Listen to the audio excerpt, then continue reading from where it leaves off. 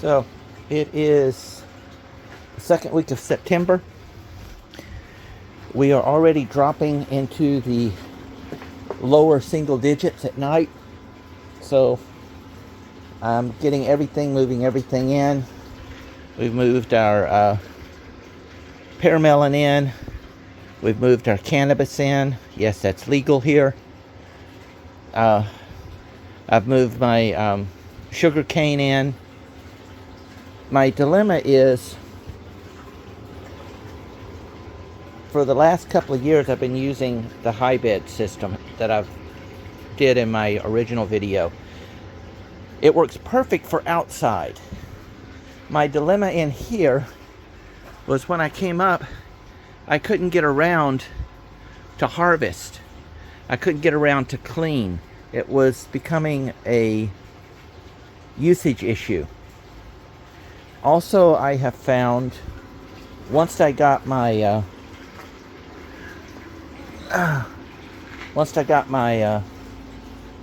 pumping system all put in for the aquaponics, that I didn't need this massive tubing like I used to.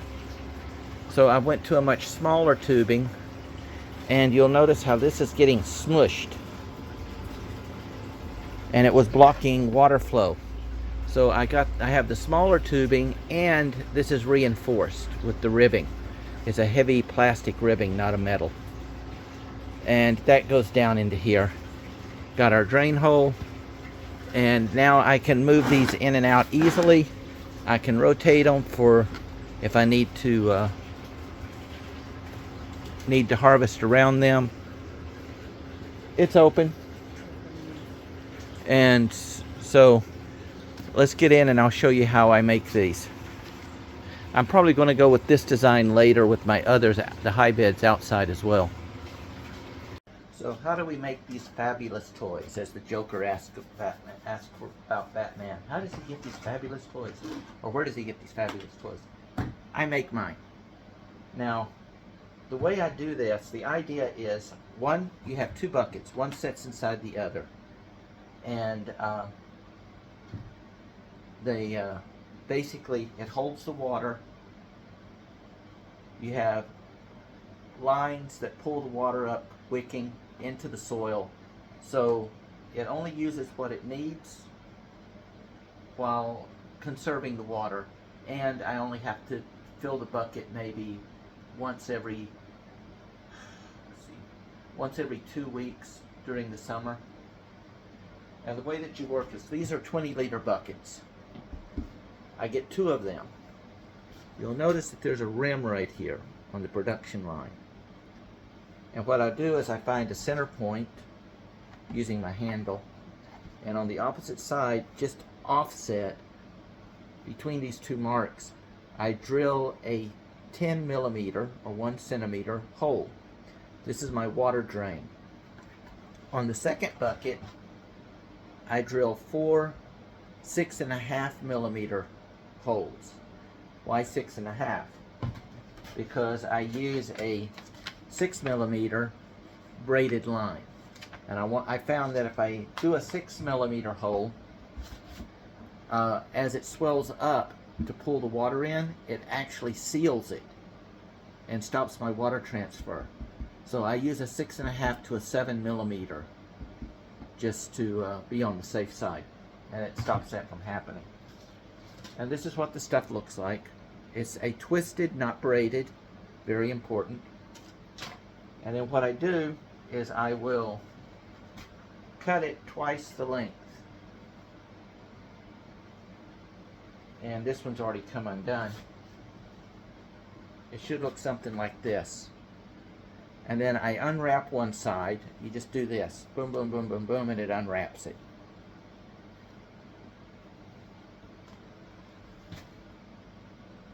Then I turn it, and that opens it up. And each of these, mind you, I'm not holding it back here. I'm just leaving this. I'm only holding it with my thumb and forefinger. And this allows that to pull through and unravel all of those smaller hairs.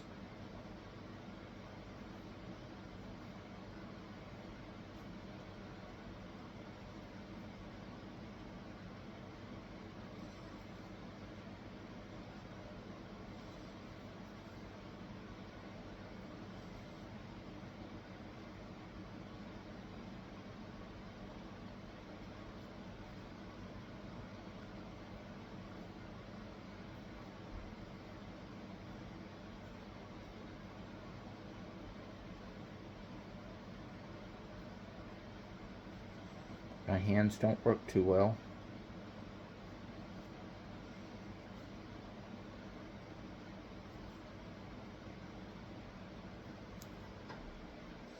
Notice I pull it all the way down. If you don't, it just curls right back up. You got to get all that spin out of there. So, step one, I cut it twice the length. On one end, I unravel and I tie a knot, just a little loopy knot. Okay? And I did that one a little too high.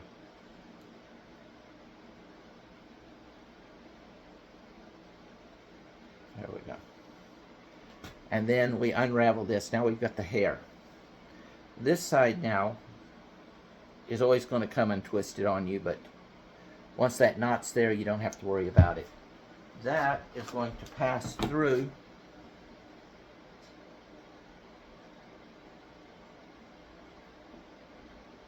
if I can get my hands to work like that, and the knot stops it. From here now, I simply unwrap this, boom, and I do the same thing. Come on, be still. I give a twist.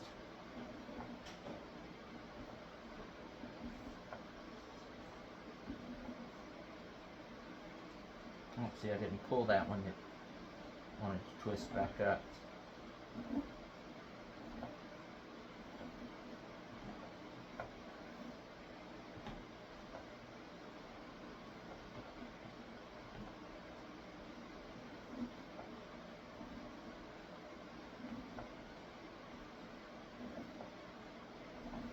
So long as I can see what I'm doing, even with the lack of feeling in my hands, I can normally manage it. Sometimes it gives me problems. Turn, so I've got my little, it separates them so I can get a hold to them.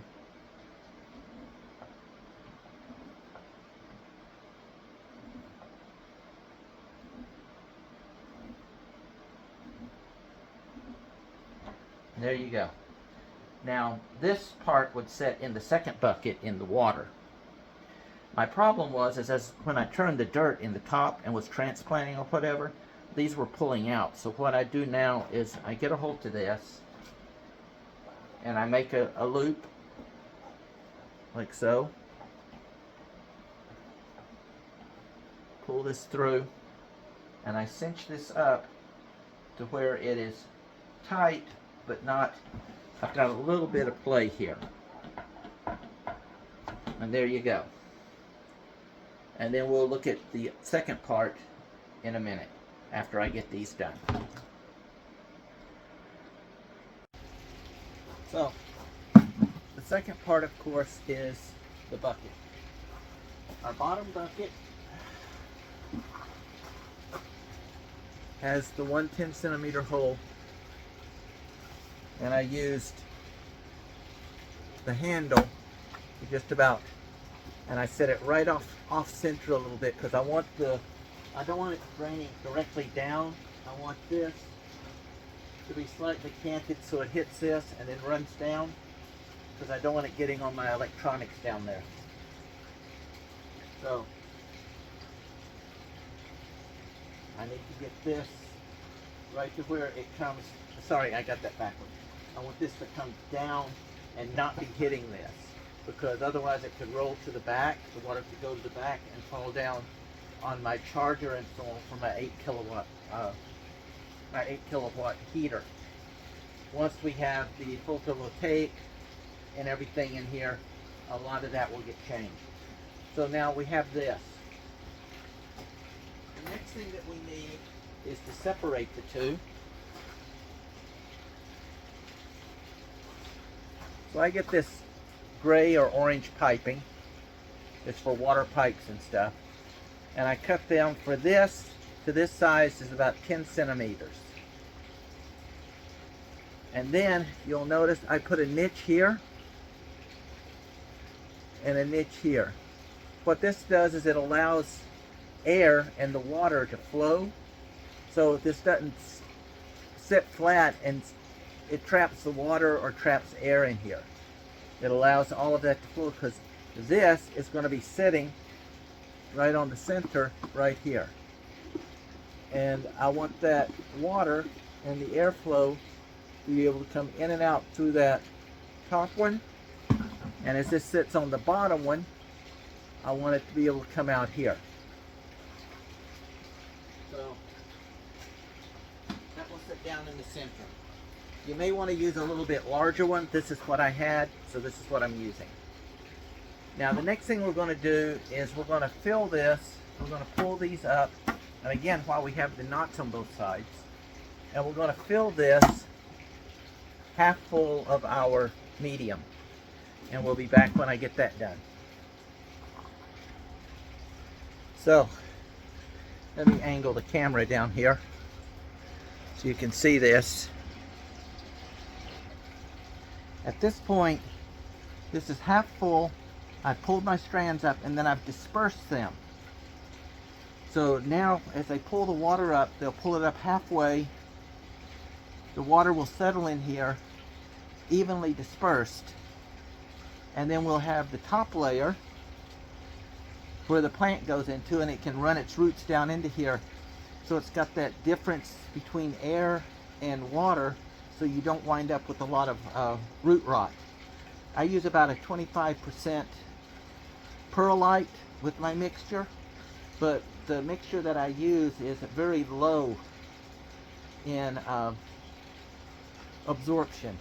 It doesn't have a lot of humus or whatever in it. So it will dissipate and work the water really well. The perlite allows air and allows the water to settle as well as be pulled back through. So let's get these put in, and then I'll show you the next step. So we've got our dirt, everything in. The last thing we need to do is put our watering hose in. We have our hole here for the overdraft, and just so as we start to overfill, you've got this much gap for air. You got this much gap in the bottom, so it fills with water, and then it fills the open space in between. As this compresses, it's going to fill this space a little bit more. We take our piece of tube. I already explained in the beginning about the ribbing. We cut this at a slight angle because we know this is going to go in. We don't want this being flat, that when we put it in, it stops it on the bottom of our bucket. We want that to be able to flow because we know we've got that ring in there, so we'll have plenty of space for this. I use a square piece. It's about the same size, diameter. And what I do not want to block this hole. So I'm going to come over here to the side. I'm going to run this down. And because this is square and this is round and it's about the same, when I turn this a quarter turn, the edges is going to pull this apart, making this much easier to put in. I turn it back, lift it out. Our hole is here.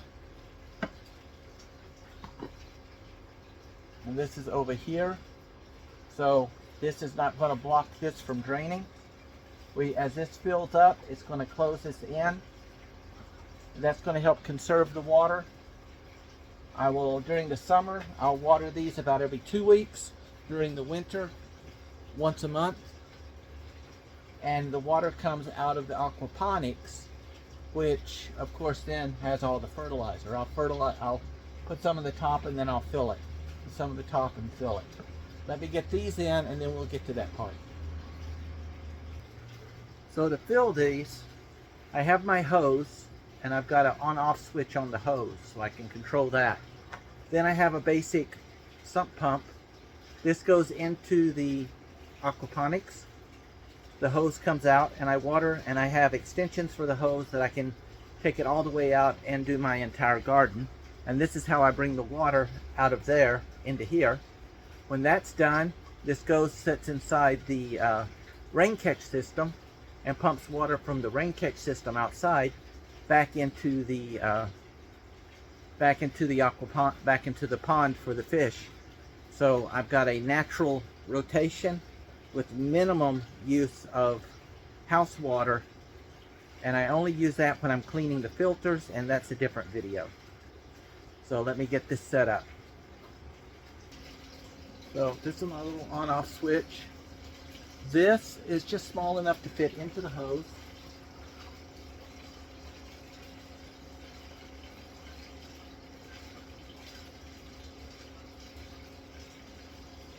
All I do is I put it in, and just when I see the water starting to come into this hole here, I shut it off because I don't want a lot of overflow falling down.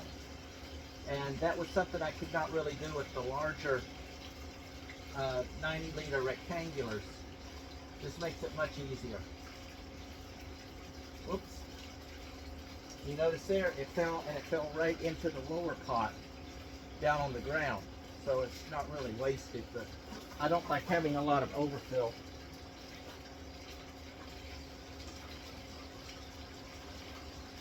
And I'll just go around and fill each of the pots.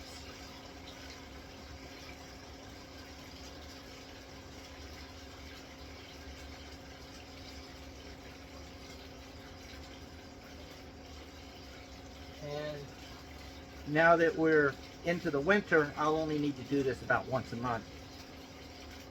Since this is all new dirt and everything, I'll have to come back out in a couple of hours after it's been absorbed and reapply it until we get a water balance.